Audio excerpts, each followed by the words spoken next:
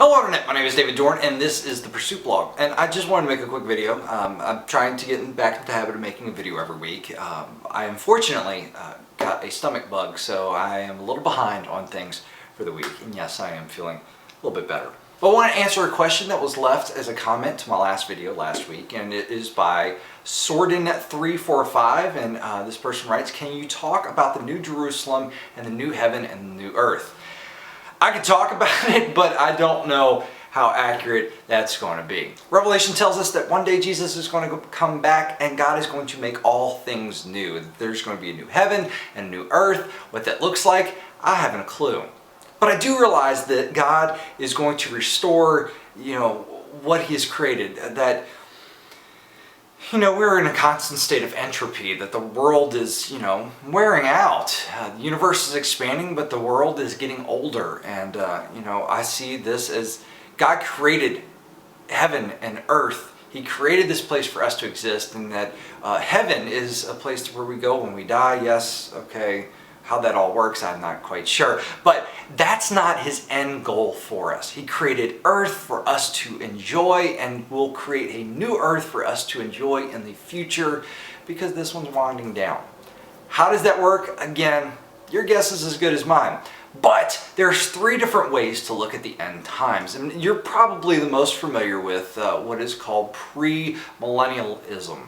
That's the idea of the rapture and this premillennial dispensationalist idea is that Jesus is going to come back and He's going to rapture all the Christians out, and then the world's going to go to hell in a handbasket for 7 years, and then there's this 1,000-year reign of Christ afterwards, to which Satan is then released, and then there's a big final battle, and then there's this great last judgment. And that's pretty popular these days because of a book series called Left Behind, but that theology, that idea, didn't come about until like the last 100 years or so. And it really didn't get popular until like the 1920s. So I put very little stock into an idea that has only been around for like the past 100 years, because that's not how the church has read Revelation for all of this time. There's two other ideas that are out there. One's called amillennialism, and one is called postmillennialism. Postmillennialism is this idea that Jesus will come back after a 1,000-year reign of just peace and prosperity, and that the world is constantly getting better, and that the church will usher in this grandiose time where everything is happy and joyful. And I don't really buy into that one either. The other one is called amillennialism, which is where I kind of find myself. Jesus is going to come back sometime.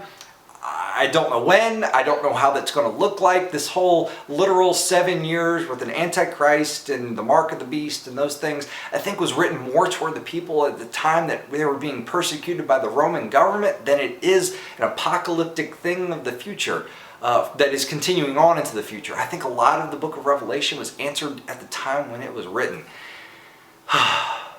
But the key is the way you understand Jesus is coming back, it impacts the way you see and interact with other people. Because if Jesus is just coming to rapture us out of this place, then all we need to do is focus on saving people's souls. And that's it. But there's this whole other side of like physical need and emotional need and things that play into it. That if you're only concerned with saving someone's soul, you don't really look at them holistically. And if you're just thinking that we're going to bring into this whole new era of peace, history doesn't back that up too well. Now back to the original question, God is going to create this new heaven, new earth. Now while that is the case, we need to be good stewards of the one that He gave us in the process. So things like recycling and trying to do clean energy, that's a good thing, and I think that has strong Christian principles behind it. Now I'm not going to go hug a tree or anything, but it's something that we need to pay attention to. If you have a question you'd like me to answer, please leave it in a comment down below. I hope you found this somewhat informative, if not just enlightening. I hope you have a great day. God bless.